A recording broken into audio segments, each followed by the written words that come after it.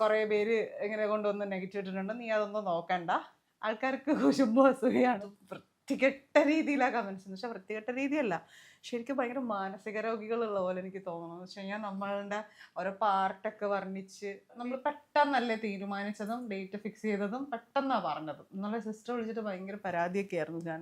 ഇന്നലെ അളിയ ഒഫീഷ്യലായിട്ട് അളിയനായിട്ടുണ്ട്. ഈ ഫേസ്ബുക്ക് കടന്നിട്ട് ഇപ്പുറത്തേക്ക് വരാത്ത അമ്മാവന്മാരുണ്ടല്ലോ, അമ്മാവന്മാരും അമ്മായിമാരും, ഇവർക്കാണ് ഈ ചൊറിച്ചിൽ മുഴുവൻ. രണ്ടാമതും കിട്ടിയോ, അവള് ഇനി ഇത്ര നാൾ പോവാനാ ഇങ്ങനെ എന്ന് വെച്ചാൽ അങ്ങോട്ട് ആൾക്കാർക്ക് ഈ കുശുമ്പും കുന്നായ്മയും പറയാ. മറ്റുള്ളവർ നശിച്ച് കാണി ഭക്ഷണമൊക്കെ കഴിച്ചു, അമ്പലത്തിലൊക്കെ പോയി ഇതൊക്കെ സെറ്റ് ചെയ്തു, തിരിച്ചു പോകും. ഇനി മറ്റാളും കൂടി വരാനുണ്ട്, അമ്മണീനെ ആയപ്പോ പോയി എടുക്കണം അവിടെ. അതും കൂടി വരുമ്പോഴാണ് ഈ വീട് കംപ്ലീറ്റ് അതെ അതെ, അന്ന് കഴിഞ്ഞാൽ അവളുടെ ഒരു കളിയും ചിരിയും ഒച്ചപ്പാടും ബഹളോ. അവളവിടെ റെഡിയായി നിൽക്കും. ഇപ്പൊ ഞാൻ പോയി ഡബിങ് കഴിഞ്ഞിട്ട് വരുമ്പോ കൂട്ടിയിട്ട് വരും.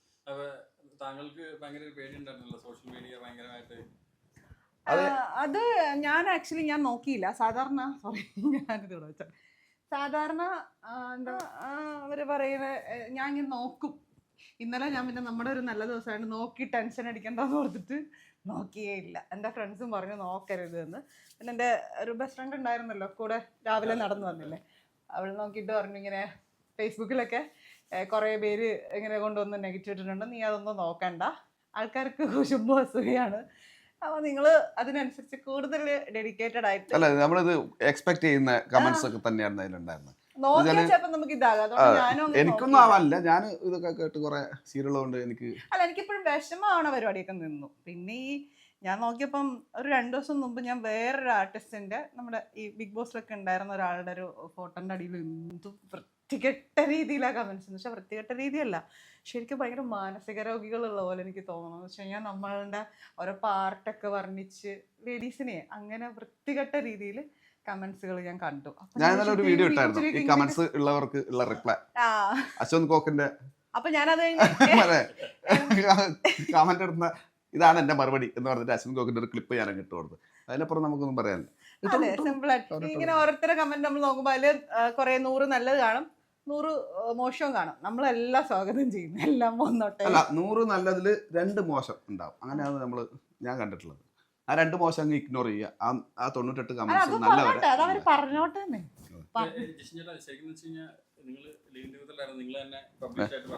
ആയിരുന്നു, ഇവിടെ ആയിരുന്നു, ഈ വീട്ടിലാണ്.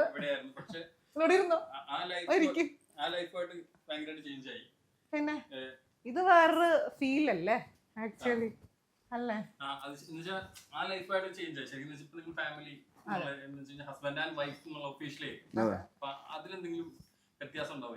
വ്യത്യാസങ്ങൾ ഉണ്ടാവും തീർച്ചയായും. ഇനിയിപ്പം നമ്മളൊന്ന് ദേഷ്യം പിടിക്കുമ്പം, ഒന്ന് പിണങ്ങുമ്പം ഒന്ന് ആലോചിക്കും. അതുണ്ടാവും, അറിയാതെ അത് വരും അതിലോട്ട്. എനിക്ക് അങ്ങനെയൊന്നുമില്ല.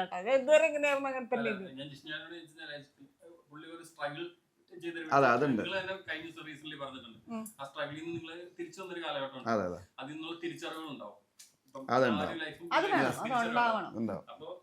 ഉണ്ടാവണല്ലോ.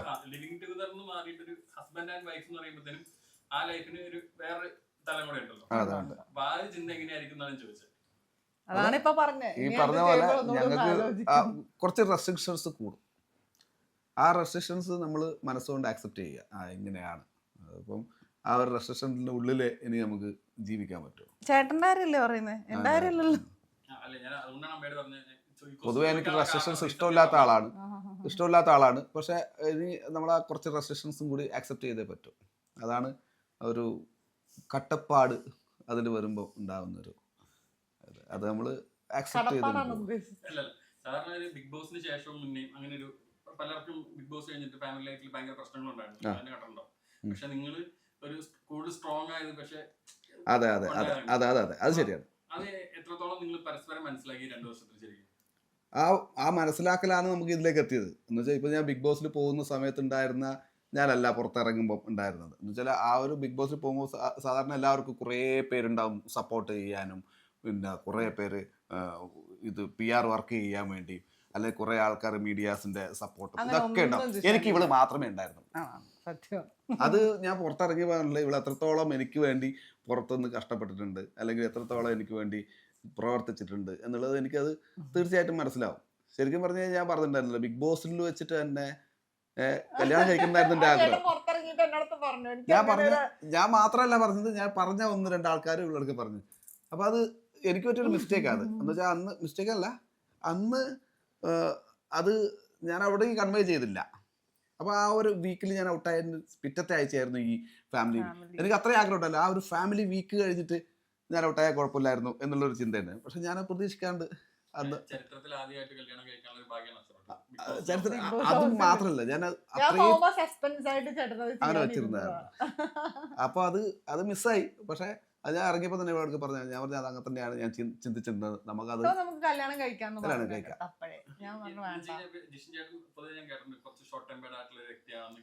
അതിപ്പോ നേരെ തിരിഞ്ഞ് ഇപ്പൊ അവളാണ് ഷോർട്ട് ടെം ബേർഡ്.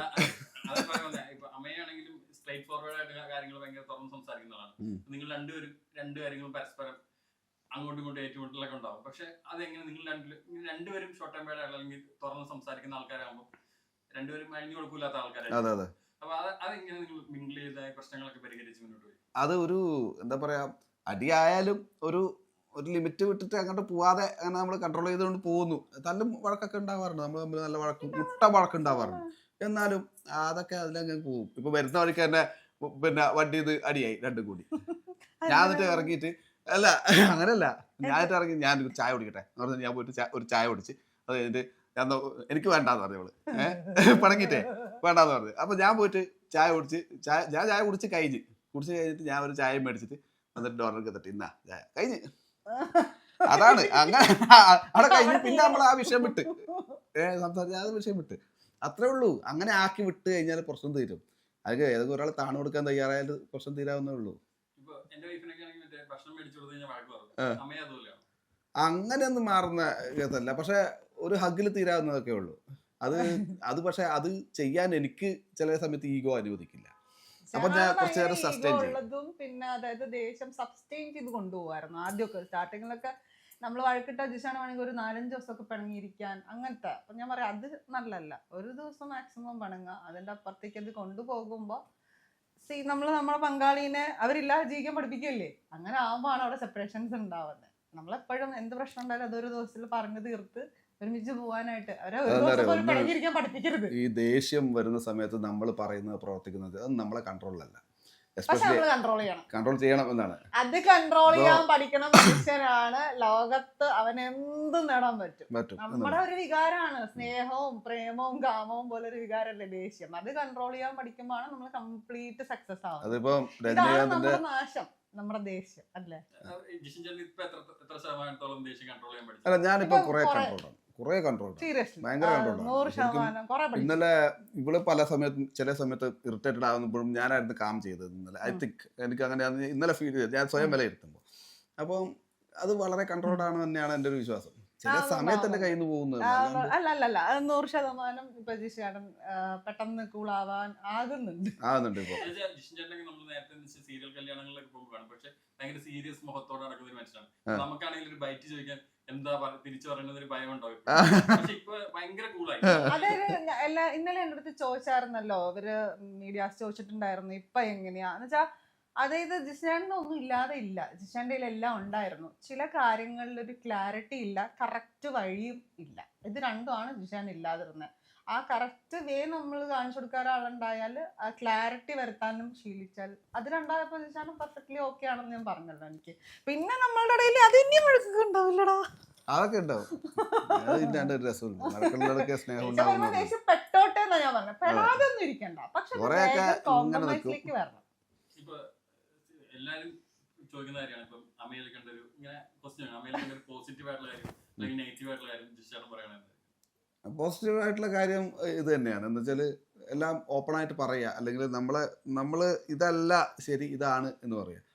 പിന്നെ അതിൽ തന്നെ അതൊരു നെഗറ്റീവ് പോർഷനും ഉണ്ട്. എന്ന് വെച്ചാൽ അതാണ് ഇത് എന്ന് പറഞ്ഞിട്ട് നമ്മളങ്ങ് അതിൽ തന്നെ ബലം പിടിച്ചിരുന്ന് ശാഠ്യം പിടിക്കുമ്പോൾ അതൊരു നെഗറ്റീവ് വശമായിട്ട് വരും. പിന്നെ അല്ലാതെ എന്താണ്, ഞാൻ ഭയങ്കര കൃത്യനിഷ്ഠകളാണ്. എനിക്ക് പറഞ്ഞ സമയത്ത് എത്തിയിരിക്കണം. അതെന്റെ ഇവളുടെ കൂടെ ഒരു സ്ഥലത്ത് പോകണം പ്ലാൻ ചെയ്തു, എനിക്കത് നടക്കൂല. അതെന്താന്നറിയില്ല, എത്ര ശ്രമിച്ചാലും അത് അങ്ങനെ ആയിപ്പോ. അതെനിക്ക് ഭയങ്കര ശ്രമിക്കുന്നുണ്ട്, മിക്കവാറും ഒക്കെ ട്രൈ ചെയ്യുന്നുണ്ട്. പക്ഷെ ആ സമയത്ത് ഞാൻ എത്താൻ പഞ്ചാലിറ്റി കുറവുള്ള ആളാണ്. അത് കരുതിക്കുട്ടി ആക്കുന്നല്ല കേട്ടോ, അതങ്ങനെ ആയി പോകുന്നതാണ്. ലാഗാണ്. ലാഗ് എനിക്ക് ഭയങ്കര സമയം വേണം ഒരു വഴിക്ക് പോകുന്നത്. എനിക്ക് തോന്നുന്നു ഞാൻ ഭയങ്കര പെർഫെക്ഷനിസ്റ്റാ. എനിക്കിപ്പോ ഇന്ന് രാവിലെ തന്നെ നമ്മൾ അവിടെ നിന്ന് ഇറങ്ങാൻ നേരത്ത് ചേട്ടൻ കുറച്ച് ഡിലേ ആയിട്ട് എണീച്ചത്. ഞാൻ എനിക്കെല്ലാം കറക്റ്റായിട്ട് പാക്ക് ചെയ്ത് വെക്കണം. ലിപ്സ്റ്റിക്ക് അതെല്ലാം ഇന്നലെ നമ്മളെല്ലാം വലിച്ച് വാരി കുറച്ച് കൊലഞ്ഞില്ല, അപ്പൊ അതെനിക്ക് കറക്റ്റ് ആയിട്ട് അടുക്കി വെക്കണം. അപ്പൊ ലാഗാ, ഭയങ്കര ലാഗാ. അതുകൊണ്ട് എനിക്ക് ഞാൻ അതിന് മുമ്പ് ഇപ്പം ആദ്യം എഴുന്നേറ്റ് ഇവളായാലും ആദ്യം ഇറങ്ങുന്നത് ഞാനായിരിക്കും. ഞാൻ 10-15 എനിക്കൊരു ടൈമിംഗ് ഉണ്ട്. എഴുന്നേറ്റ് കഴിഞ്ഞാൽ ഇന്ന കാര്യം അത് സെറ്റ് ആയിരിക്കും. ഞാൻ കുളിച്ച് കഴിഞ്ഞ് റെഡി പാക്ക് ചെയ്ത് ഡ്രസ്സ് ഇട്ടിട്ട് ഞാൻ ഇറങ്ങി. ഇവിടെ എപ്പോഴും അവിടെ ഇപ്പൊ നിങ്ങളെ പോലെയല്ല, പെൺകുട്ടികൾ കുറച്ച് സമയം എടുക്കും ഒരുങ്ങാൻ എന്നൊക്കെ പറഞ്ഞൊരു ന്യായം പറയും. അത് ന്യായമല്ല, അത് സ്വാഭാവികമായിട്ടുള്ള. ഇത് കേൾക്കുന്ന ഒരു പെൺകുട്ടികളും ചേട്ടനെ സപ്പോർട്ട് ചെയ്യില്ല. കാരണം എന്താ അറിയോ, പെൺകുട്ടികൾക്ക് ഒരുങ്ങാൻ സമയം വേണ്ടേ? ഒരാളിറങ്ങുന്ന സ്പീഡിൽ ഇറങ്ങാൻ പറ്റുമോ? നിങ്ങളെ വൈഫ് ഇറങ്ങോ? പക്ഷെ വേറൊന്നുണ്ട്, ആ സാധനം ഒരു അരമണിക്കൂർ നേരത്തെ ചെയ്തിരുന്നെങ്കിൽ ആ സമയത്ത് ഇറങ്ങാലോ. അത് രണ്ടും കൂടി ചെയ്യാലോ. പ്രശ്നം അതെ ഞാൻ പറഞ്ഞത്. അപ്പൊ പോസിറ്റീവ് നെഗറ്റീവ്. ആ പോസിറ്റീവ് ഞാൻ പറഞ്ഞ പോസിറ്റീവ് ഈ കാര്യങ്ങളൊക്കെ തന്നെയാണ്. ഒന്ന് ദൈവവിശ്വാസം, പിന്നെ എന്താ പറയുക, ജെന്യൂനിറ്റി. അതൊരു ഭയങ്കര കാര്യമാണ്. ജെന്യൂനായിട്ട് ഒരാളെ അടുക്ക, ഇപ്പൊ എൻ്റെ അടുക്ക എനിക്ക് തെറ്റ് പറ്റിക്കഴിഞ്ഞാൽ അതിപ്പോ എനിക്ക് വിഷമമാവുമെങ്കിൽ തന്നെ അവളെൻ്റെ മുഖത്ത് നോക്കി പറയും. അതാണ് എനിക്ക് ഇന്നാണ് അത് തെറ്റാണ്. അല്ലാണ്ട് എൻ്റെ ഇഷ്ടമുള്ള ആളാണല്ലോ, ഇയാളെ ഞാൻ സപ്പോർട്ട് ചെയ്യണമല്ലോ, ഇയാൾ സപ്പോർട്ട് ചെയ്യുന്നില്ല. അത് അവൾക്ക് ഉള്ളത് പറയും. ചിലപ്പോൾ അതെനിക്ക് ദേഷ്യം വരും, ചിലപ്പോൾ എനിക്ക് സങ്കടം വരും, എനിക്ക് വിഷമം തോന്നും, അതെന്താ അവളെ എൻ്റെ അടുക്ക സപ്പോർട്ട് ചെയ്യാത്ത. പക്ഷെ അതൊന്നുമല്ല, ആ ജെന്യൂനിറ്റി അവളെപ്പോഴും കീപ്പ് ചെയ്യുന്നൊരു കാര്യമാണ്. അത് ഏത് കാര്യത്തിലായാലും. അതെനിക്ക് ഇന്നലെ ഭക്ഷണം കഴിക്കാൻ നിങ്ങൾ രണ്ടുപേരും ബാക്കിയെല്ലാം വീഡിയോസ് കാരണം ഫാമിലി അങ്ങനെ വെച്ച് കഴിഞ്ഞാൽ രണ്ടുപേരും ഫാമിലിനെ കല്യാണം അങ്ങനെ കണ്ടില്ല, എന്തുകൊണ്ടായിരുന്നു അതെന്ന് പറയാം? ഇതിന്റെ ഉത്തരാണ് ഞാൻ ഇപ്പൊ പറഞ്ഞത്. ഞങ്ങൾക്ക് വരവേൽക്കാൻ, ഞങ്ങൾക്ക് താലെടുക്കാൻ, ഞങ്ങൾക്ക് വേറെ ഒരു കാര്യമാണ്. വീട്ടിൽ വന്നിട്ടുണ്ട് ചേട്ടൻ, അംഗീകരിച്ചിരുന്നു. എൻ്റെ സിസ്റ്ററായിട്ട് നല്ല കമ്പനിയാണ്. പക്ഷേ നമ്മൾ പെട്ടെന്നല്ലേ തീരുമാനിച്ചതും ഡേറ്റ് ഫിക്സ് ചെയ്തതും പെട്ടെന്നാണ് പറഞ്ഞതും. എന്നുള്ള സിസ്റ്റർ വിളിച്ചിട്ട് ഭയങ്കര പരാതിയൊക്കെ ആയിരുന്നു ഞാൻ. അളിയ ഒഫീഷ്യലായിട്ട് അളിയനായിട്ടുണ്ട്. പക്ഷെ എന്നെ 2 ദിവസം മുമ്പ് മാത്രം ഞാൻ പറഞ്ഞു അങ്ങനെ തന്നെയാണ് എല്ലാവരുടെ മീൻസ് പറഞ്ഞ ചുരുക്കം ആളെടുക്ക പറഞ്ഞതിൽ അവരെല്ലാവരും എൻ്റെ അടുത്ത് അങ്ങനെ പറഞ്ഞാൽ മതിയായിരുന്നു അളിയ. ഉള്ള തുപ്പിയതിന് മുഴുവൻ വിളിച്ച് പറയുന്ന അവള് അങ്ങനെ ആയിരുന്നെങ്കിൽ ഞാൻ ഒരാഴ്ച മുമ്പേ ഞാൻ റെഡി ആയിട്ട് നമ്മളൊരു വണ്ടിയിൽ ഫുള്ളായിട്ട് ആൾക്കാർ വരുമായിരുന്നല്ലോ എന്തൊക്കെ പറഞ്ഞിട്ട് ഭയങ്കര പരാതിയായിരുന്നു. ഞാൻ പറഞ്ഞു പരാതി തീർക്കാം, ഞാനവിടെ വിരുന്നിന് വരാം. പാവം അമ്മക്ക് വയ്യായിരുന്നു, നമുക്ക് സുഖമില്ലായിരുന്നു. അതുകൊണ്ടാണ്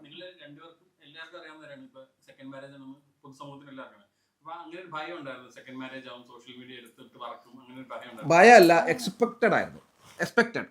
ഇതൊക്കെ എന്തൊക്കെ ആയിരിക്കും കമന്റ് വരിക എന്നുള്ളത് എനിക്ക് ഓൾറെഡി. ഇൻസ്റ്റാഗ്രാമിൽ കുറച്ചും കൂടി ഈ പിള്ളേർ ലൈക്ക് ന്യൂ ജെൻസ് ആണല്ലോ കുറച്ചും കൂടി വരുന്നത്. ഈ ഫേസ്ബുക്ക് കടന്നിട്ട് ഇപ്പുറത്തേക്ക് വരാത്ത അമ്മാവന്മാരുണ്ടല്ലോ, അമ്മാവന്മാരും അമ്മായിമാരും, ഇവർക്കാണ് ഈ ചൊറിച്ചിൽ മുഴുവൻ. അതാ ഞാൻ പറഞ്ഞത്, ഫേസ്ബുക്കിൽ ഭയങ്കര മോശം കമന്റ്സ് ഉണ്ട്. ഫേസ്ബുക്കിൽ ആരാ കയറണം? ഞാൻ കയറാറില്ല. കമന്റ് അങ്ങനെയാണ് വരുന്നത്. അപ്പോ ഇൻസ്റ്റാഗ്രാമിലെ ഈ നെഗറ്റീവ് പറയുന്നവരുടെ തോട്ട്സ്. ഞാൻ പഠിക്കുന്ന സ്ഥലത്താണെങ്കിലും എനിക്ക് ശത്രുക്കളുണ്ട്. അത് നമ്മുടെ കൂടെ നിന്നിട്ടുണ്ടായ ശത്രുക്കളാ.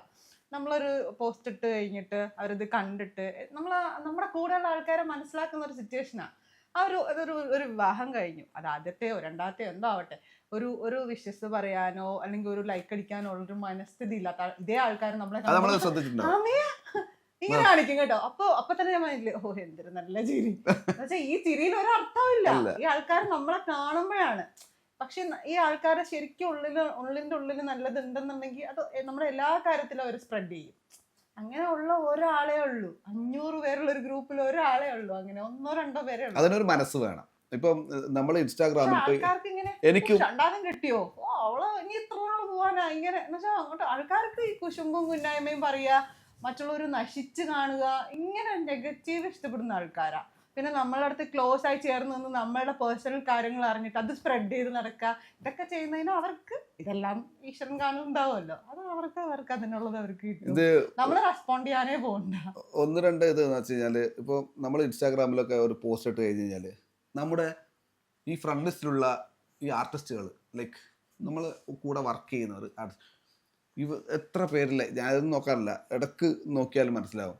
ഇവരൊക്കെ ഒരാൾ പോലും ലൈക്ക് അടിച്ചിട്ടുണ്ടാവില്ല, അല്ലെങ്കിൽ ഒരു കമൻ്റ് ഇട്ടിട്ടുണ്ടാവും. ഒരാൾ പോലും അല്ല, വളരെ ചുരുക്കം ആൾക്കാരെ ഇത്. അതെന്താണെന്ന് എനിക്ക് മനസ്സിലാവും. ഇത് കാണുന്നില്ല. സപ്പോർട്ട് ചെയ്യുന്ന ഒരു സ്വഭാവം. ഞാൻ ലൈക്ക് അടിക്കും, സപ്പോർട്ട് കൊടുക്കണല്ലേ ആണ്. വല്ല പൈസ നഷ്ടമുണ്ടോ? ഇല്ലല്ലോ. ചേട്ടൻ ഈ സപ്പോർട്ട് നമ്മൾ ഒരാൾക്ക് ഞാൻ ഇപ്പോഴും ചെയ്യുന്ന കാര്യം തന്നെയാണ്. ഒരു നല്ലത് കണ്ടു കഴിഞ്ഞാൽ ഞാനപ്പോൾ തന്നെ ഒരു നല്ല കമന്റ് ഇടും. ഇത് ഇങ്ങനെയാണ്, കൊള്ളാം കേട്ടോ എന്ന് പറഞ്ഞു ഇടുന്നു. അല്ലെങ്കിൽ മിനിമം ഒരു ലൈക്ക് അടിച്ചു വിട്ടിട്ടുണ്ടാവും. ഇത് ഇങ്ങോട്ടൊക്കെ എന്താ ഇല്ലാത്തതെന്ന് എനിക്ക് മനസ്സിലാവുന്നില്ല. അതിനാണ് ഈ കുശുമ്പ് അല്ലെങ്കിൽ ചിന്താഗതി. ഇങ്ങനെ പോകും, ഇങ്ങനെ എത്തും അവിടെ വെച്ചിട്ട് വേണ്ട, ഇവന് ലൈക്ക് വേണ്ട, മറ്റേ അതാണ് ചെയ്യുന്നത്. ഇപ്പൊ റീസെന്റ് ഞാൻ പഠിക്കുന്ന സ്ഥലത്ത് ഇച്ചിരി ഏജ് ആയ ഒരു ആന്റി അങ്കിളും കല്യാണം കഴിഞ്ഞു. അപ്പം എന്റെ കല്യാണത്തിനും കുറച്ച് ദിവസം മുമ്പായിരുന്നല്ലോ, അത് ഒരു മാസം മുമ്പ് അല്ലേ ചേട്ടാ.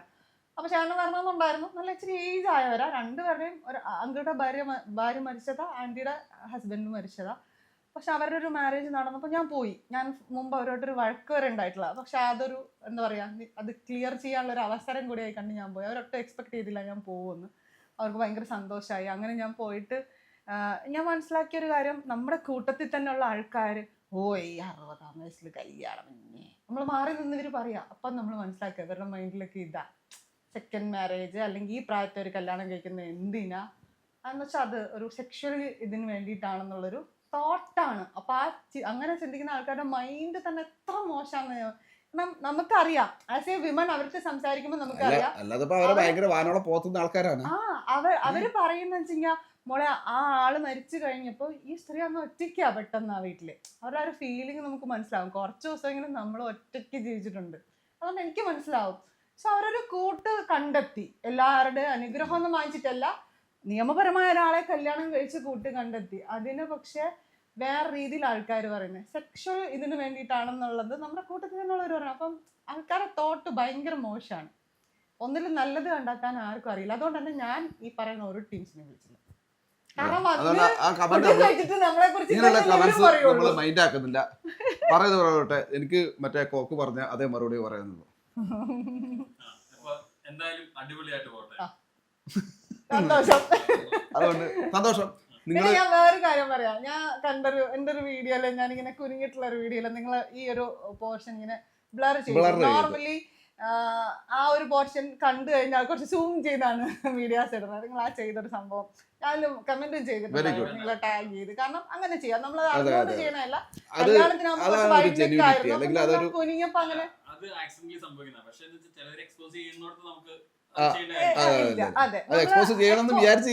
വിട്ടേക്കുക. പക്ഷെ നമ്മൾ അത് അറിയാതെ സംഭവിച്ചത് നിങ്ങൾ കറക്റ്റ് ബ്ലർ ചെയ്തു. ബ്ലർ ചെയ്ത ആള് അതൊരു മാരേജ് ഇതല്ലേ, ഇതുപോലെ എടുത്തിട്ട് ഇവളിങ്ങനെ കുതിച്ച് കാണിക്കാൻ വേണ്ടിട്ട് ഇങ്ങനെ വേറെ ഏതോ ഒരു വീഡിയോയിൽ നമ്മുടെ ഇതിൽ അറിയാതെ ഇങ്ങനെ വന്നതിന് അങ്ങനെ കമന്റ്സ് ഉണ്ടായിരുന്നു. അതറിയാതെ നമ്മൾ ഇട്ടതിൽ അത് അറിയാതെയാണെന്ന് ഈ കമന്റ് ഇടുന്ന പന്നിക്കും മനസ്സിലാവും. എന്നാലും ഇയാള് അതാണ് പ്രശ്നം. അശ്വന്ത് കോക്കിന്റെ പിന്നെ ഡയലോഗ് ഞാൻ ഡെഡിക്കേറ്റ് ചെയ്തിരിക്കുന്നു ഈ കമന്റ് ഇട്ടവന്മാർക്ക്.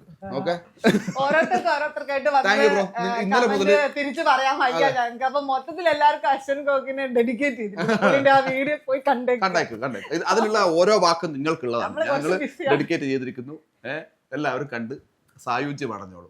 നെഗറ്റീവ് കമന്റ് ഇടുന്നവർ സപ്പോർട്ട് ചെയ്ത എല്ലാവർക്കും വലിയൊരു നന്ദി. Thank you very much. ഞങ്ങളെ മനസ്സിലാക്കി കുറേ കമന്റ്സ് ഉണ്ടായിരുന്നു. അവരുടെ ജീവിതം, അവർ ഒരു കല്യാണം കഴിച്ച് ഒരു നല്ല ജീവിതത്തിലേക്ക് പോകുമ്പോൾ നല്ലത് പറയൂ, നിങ്ങൾക്ക് നന്മ ആശംസിക്കുന്നു എന്ന് വലിയ മനസ്സോടുകൂടി പറഞ്ഞ ആൾക്കാർക്കൊക്കെ വലിയ നന്ദി. നെഗറ്റീവ് ഇട്ടു. നെഗറ്റീവ് എന്ന് പറയുന്ന വാക്ക് നമ്മളെ ഇഷ്ടമില്ലാത്ത ആൾക്കാരോട് എനിക്ക് വിരോധമൊന്നുമില്ല. പക്ഷെ നിങ്ങളൊന്നും മിണ്ടാതെ പോവുക അല്ലേ. നമുക്ക് ഒരാളെ എനിക്ക് നിങ്ങളെ കാണാൻ ഇഷ്ടമല്ലെങ്കിൽ നിങ്ങളെ സ്കിപ്പ് ചെയ്ത് വിടല്ലേ ചെയ്യാം. കുറേ വൃത്തികേടുകള്, പച്ചത്തെറികള് എഴുതി അയക്കുന്നവർക്കാണ് നമ്മൾ ഈ പറഞ്ഞ സാധനം ഡെഡിക്കേറ്റ് ചെയ്യും. അവർ നല്ലത് വരട്ടെ.